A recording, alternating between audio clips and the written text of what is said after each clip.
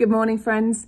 In my last video, I shared a little bit from Isaiah 58 and what it is that God is saying that he wants his followers to be giving him as an act of true worship. And we talked a little bit about not just doing things for ritual's sake, but actually allowing God's justice and righteousness to flow through us and to affect and impact every part of our lives.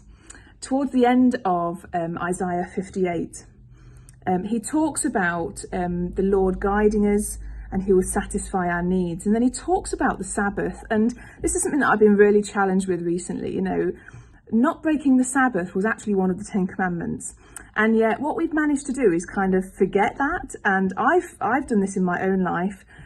We've kind of considered that maybe Sunday's a Sabbath, but if you're working for church, it really isn't.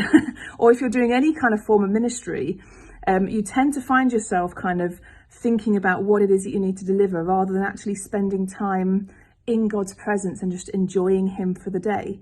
And so I was reading a book recently, The Ruthless Elimination of Hurry by John Mark Comer, and he just really spent a lot of time talking about what the Sabbath means. And from verse 13 in Isaiah 58, it says this: "If you keep your feet from breaking the Sabbath and doing as you please on my holy day, if you call the Sabbath a delight and the Lord's holy day honourable, if you honour it by not going your own way and not doing as you please or speaking idle words, then you will find your joy in the Lord, and I will cause you to ride on the heights of the land and to feast on the inheritance of your father Jacob." And I've, for the last month or two, been considering Saturday as my Sabbath.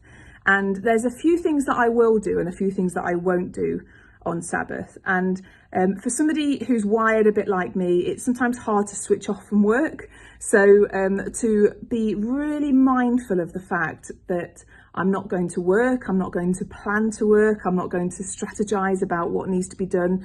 I'm actually going to spend time just rejoicing in who God is and being thankful for everything that he's given me. And some of that has meant that I've had to give myself activities to do to actually consider that. So it might be listening to a podcast and doing my painting, or it might be just going for a walk and enjoying the sunshine and just thinking about who God is. Spending a day delighting in God. What could that look like for you? I know for me, I got a bit tied up with constantly on WhatsApp messaging people. Social media can sometimes take over your life a little bit.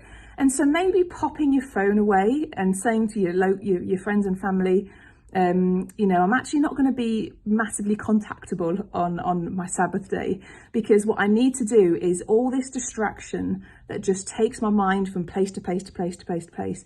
I need to put all that aside and just spend a day delighting in who God is. And that's just considering and spending time thinking, who am I to God? How has my relationship developed over the years? How am I moving forward? Have I gone deeper in the things of the Spirit? Or am I just like on this plateau? Because the chances are that if you think you're plateauing, you probably are just heading downwards and further away from God, because we don't tend to just stay in one place. We either move forward or we move backwards. And so let me encourage you to think, how can I have Sabbath throughout the week? And you might look at your life and say, do you know what? I work all the hours God sends. I can't do a full day. Fine, we'll start with half a day. Start with some time that you're putting aside. And you're saying, through this time, I want to be closer to God at the end of it than I was at the beginning. And let me tell you that actually, it's so powerful. It's so refreshing. It's exactly what God designed. It's exactly what he designed us to need and to want and to be blessed with. So I pray that blesses you. Have a look through God's word about the Sabbath, what that means. Let's not get religious about it.